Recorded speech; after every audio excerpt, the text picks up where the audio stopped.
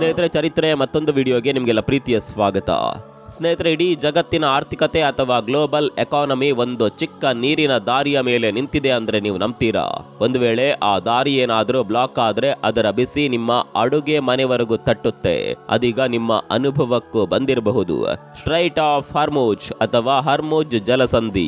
ಜಗತ್ತಿನ 20% ತೈಲ ಹರ್ಮುಜ್ ದಾರಿಯಲ್ಲೇ ಯಾಕೆ ಹೋಗಬೇಕು? ಇದನ್ನ ಅವಾಯ್ಡ್ ಮಾಡಿ ಬೇರೆ ದಾರಿಯಲ್ಲಿ ಹೋಗೋದಕ್ಕೆ ಆಗೋದಿಲ್ವಾ? ಆ ರೀತಿಯ ಪ್ರಶ್ನೆ ನಿಮ್ಗೆ ಬಂದಿದ್ರೆ ಈ ವಿಡಿಯೋದಲ್ಲಿ ಅದಕ್ಕೆ ಉತ್ತರ ಇದೆ. ಸದ್ಯ ಈ ಹರ್ಮುಜ್ ಜಲಸಂಧಿ ಅಮೆರಿಕ ಅಧ್ಯಕ್ಷ ಟ್ರಂಪ್ ರ ಸದ್ಯದ ಅತಿ ದೊಡ್ಡ ಟಾರ್ಗೆಟ್. ಟ್ರಂಪ್ ಇತ್ತೀಚೆಗೆ ತಮ್ಮ ಜಂಟಿ ಮುಖ್ಯಸ್ಥರನ್ನ ಕೇಳಿದ್ರು, ಯಾಕೆ ನಮಗೆ ಈ ಹರ್ಮುಜ್ ದಾರಿಯನ್ನ ತಕ್ಷಣವೇ ಓಪನ್ ಮಾಡೋದಕ್ಕೆ ಆಗ್ತಿಲ್ಲ ಅಂತ. ಇವತ್ತು ಇಡೀ ಜಗತ್ತು ಈ ಸಂಕಷ್ಟದಿಂದ ಪಾರಾಗೋಕೆ ಅಮೆರಿಕ ಏನಾದರೂ ಮಾಡುತ್ತಾ ಅಂತ ಕಾಯ್ತಿದೆ. ಹಾಗಿದ್ರೆ ಈ ಸಮಸ್ಯೆಗೆ ಇರುವ ಆ $100 ಬಿಲಿಯನ್ ಪರಿಹಾರ ಏನು? ಆ ಬೃಹತ್ ಪ್ಲಾನ್ ಯಾವುದು? ಹರ್ಮುಜ್ ಬದಲಿಗೆ ಪರ್ಯಾಯ ಮಾರ್ಗ ಯಾವುದು? ಆ ಪ್ಲಾನ್ ಸಕ್ಸಸ್ ಆದರೆ ಮಿಡ್ಲ್ ಈಸ್ಟ್ ನ ಭೂಪಟವೇ ಬದಲಾಗುತ್ತಾ? ಇವತ್ತಿನ ಈ ಸ್ಪೆಷಲ್ ರಿಪೋರ್ಟ್ ನಲ್ಲಿ ಇದರ ಕಂಪ್ಲೀಟ್ ಡೀಟೇಲ್ಸ್ ನೋಡೋಣ ಬನ್ನಿ.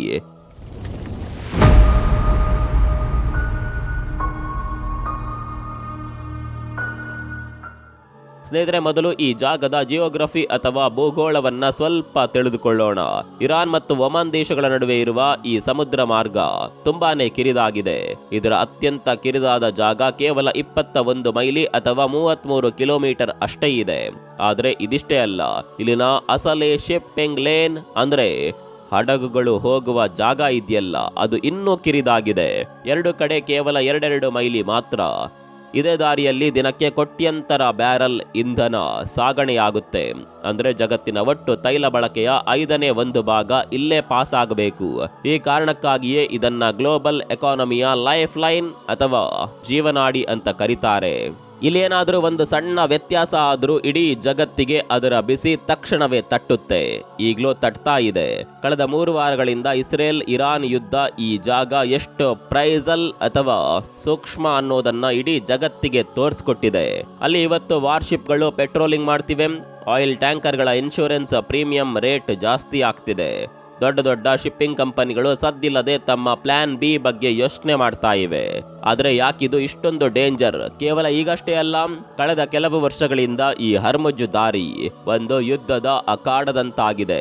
ಇಲ್ಲಿ ಹಡಗುಗಳನ್ನ ವಶಪಡಿಸಿಕೊಳ್ಳೋದು, ಹಡಗುಗಳ ಮೇಲೆ ದಾಳಿ ಮಾಡೋದು ಅಥವಾ ನೇರ ಮಿಲಿಟರಿ ಸಂಘರ್ಷ ನಡೆಯೋದು ಸಾಮಾನ್ಯ ಆಗ್ಬಿಟ್ಟಿದೆ. ಇದೇ ಕಾರಣಕ್ಕೆ ಹರ್ಮುಜ್ ಜಲಸಂಧಿಯನ್ನ ಜಗತ್ತಿನ ಅತಿ ಅಪಾಯಕಾರಿ ಜಾಗಗಳಲ್ಲಿ ಒಂದು ಅಂತ ಕರೆಯಲಾಗ್ತಿದೆ. ಇಲ್ಲಿ ನಡೆಯುವ ಒಂದು ಸಣ್ಣ ತಪ್ಪಾದ ಲೆಕ್ಕಾಚಾರ ಕೂಡ ದೊಡ್ಡ ಯುದ್ಧಕ್ಕೆ ನಾಂದಿ ಹಾಡಬಹುದು. ಸದ್ಯ ಈ ದಾರಿ ಅಧಿಕೃತವಾಗಿ ಬಂದಾಗಿಲ್ಲ, ಆದರೆ ಇದು ಬಂದಾಗುತ್ತೆ ಅನ್ನುವ ಒಂದು ಸಣ್ಣ ಭಯ ಅಥವಾ ಪ್ಯಾನಿಕ್ ಕೂಡ ಸಾಕು ಇಡೀ ಗ್ಲೋಬಲ್ ಎನರ್ಜಿ ಮಾರ್ಕೆಟ್ನಲ್ಲಿ ಅಲ್ಲೋಲ ಕಲ್ಲೋಲ ಸೃಷ್ಟಿ ಮಾಡೋದಕ್ಕೆ. ಈ ಪ್ಯಾನಿಕ್ ಹಲವು ದೇಶಗಳ ಸ್ಟಾಕ್ ಮಾರ್ಕೆಟ್ಗಳಿಗೆ ಮಾತ್ರ ಸೀಮಿತ ಆಗಲ್ಲ. ಕೇವಲ ಜಿಯೋಪಾಲಿಟಿಕಲ್ ಬಿಕ್ಕಟ್ಟಲ್ಲ. ಇಲ್ಲಿ ಏನಾದ್ರೂ ಅಡೆತಡೆ ಆದ್ರೆ ಅದರ ಎಫೆಕ್ಟ್ ನೇರವಾಗಿ ನಿಮ್ಮ ಜೇಬಿಗೆ ಬೀಳುತ್ತೆ. ನ್ಯೂಯಾರ್ಕ್ ನಿಂದ ಟೋಕಿಯೋದವರೆಗೆ, ಲಂಡನ್ ನಿಂದ ಡೆಲ್ಲಿಯವರೆಗೆ ಎಲ್ಲೋ ಪೆಟ್ರೋಲ್ ಸಿಗದಂತಾಗಬಹುದು. ಟ್ರಾನ್ಸ್ಪೋರ್ಟ್ ಕಾಸ್ಟ್ ಜಾಸ್ತಿ ಆಗುತ್ತೆ.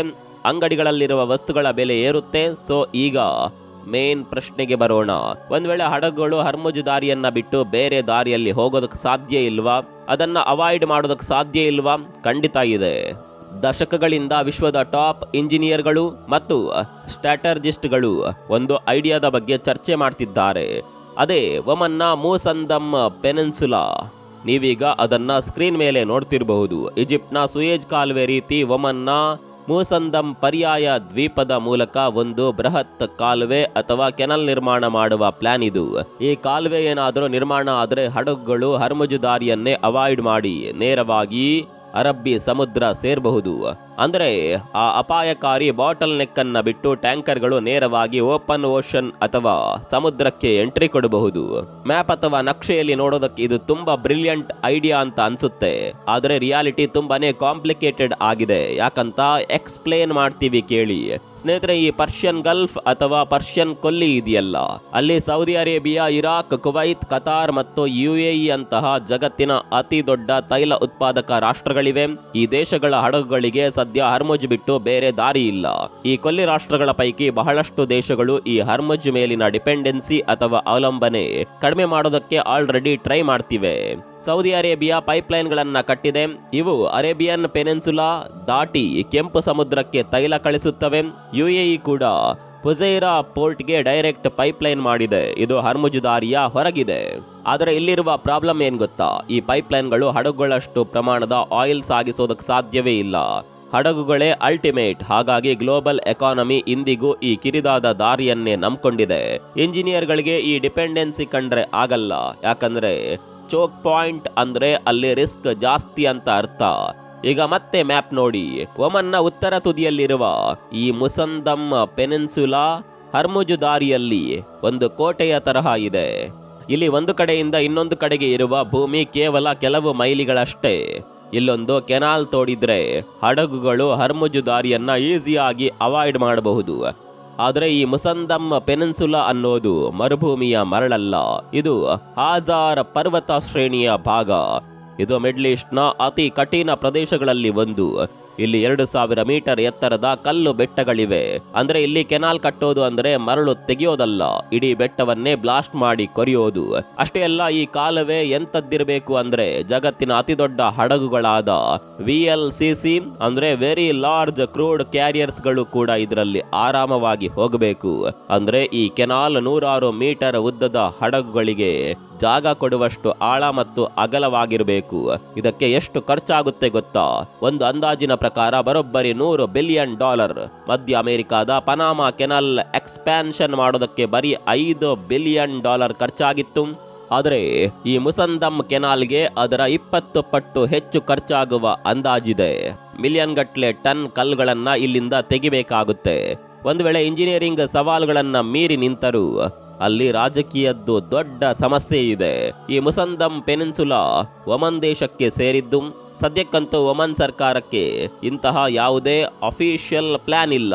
ಅವರ ಪ್ಲಾನ್ ಇರೋದು ಅಲ್ಲಿ ಟೂರಿಸಂ, ಪೋರ್ಟ್ ಮತ್ತು ಇನ್ಫ್ರಾಸ್ಟ್ರಕ್ಚರ್ ಬೆಳೆಸೋದು ಮಾತ್ರ, ಬೆಟ್ಟ ಕೊರಿಯೋದಲ್ಲ. ಒಂದು ವೇಳೆ ಇಂಥ ಪ್ರಾಜೆಕ್ಟ್ ಶುರು ಮಾಡಬೇಕಂದ್ರೆ ಇಂಟರ್ನ್ಯಾಷನಲ್ ಕೋಆಪರೇಷನ್ ಬೇಕು. ಬೇರೆ ದೇಶಗಳು ದುಡ್ಡು ಹಾಕಬೇಕು, ಸೆಕ್ಯೂರಿಟಿ ಗ್ಯಾರಂಟಿ ಕೊಡಬೇಕು. ಇನ್ನೊಂದು ಕಹಿ ಸತ್ಯ ಅಂದ್ರೆ ಕೆನಾಲ್ ಕಟ್ಟಿದ ತಕ್ಷಣ ಪ್ರಾಬ್ಲಮ್ ಸಾಲ್ವ್ ಆಗಲ್ಲ. ಹರ್ಮುಜ್ ಎಂಬ ಬಾಟಲ್ ನೆಕ್ ಬದಲು ಈ ಕೆನಾಲ್ ಇನ್ನೊಂದು ಬಾಟಲ್ ನೆಕ್ ಆಗುತ್ತೆ ಅನ್ನುವ ಅಭಿಪ್ರಾಯ ಕೂಡ ಇದೆ. ಆ ಕಾಲುವೆಯಲ್ಲಿ ಯಾವುದಾದ್ರೂ ಹಡಗು ಸಿಕ್ಕಾಕೊಂಡ್ರೆ ಅಥವಾ ಯಾರಾದರೂ ಟಾರ್ಗೆಟ್ ಅಟ್ಯಾಕ್ ಮಾಡಿದ್ರೆ ಕತೆ ಮುಗೀತು. ಮತ್ತೆ ಮೊದಲಿನ ಕಥೆನೇ ಶುರುವಾಗುತ್ತೆ.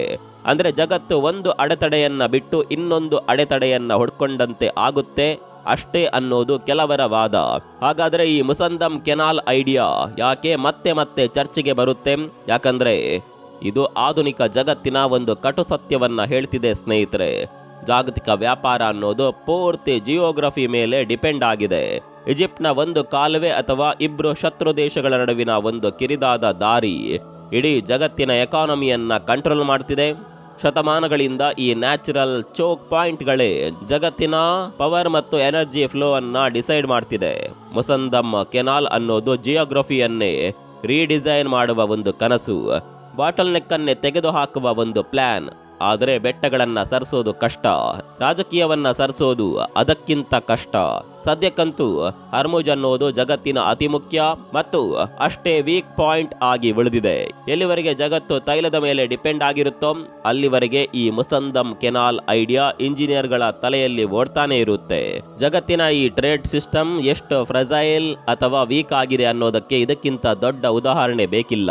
ಇದರ ಬಗ್ಗೆ ನಿಮ್ಗೆ ಏನನ್ಸುತ್ತೆ ಕಮೆಂಟ್ ಮಾಡಿ. ಮತ್ತೊಂದು ವಿಡಿಯೋದಲ್ಲಿ ಸಿಗೋಣ. ಅಲ್ಲಿವರೆಗೂ ನಮಸ್ಕಾರ.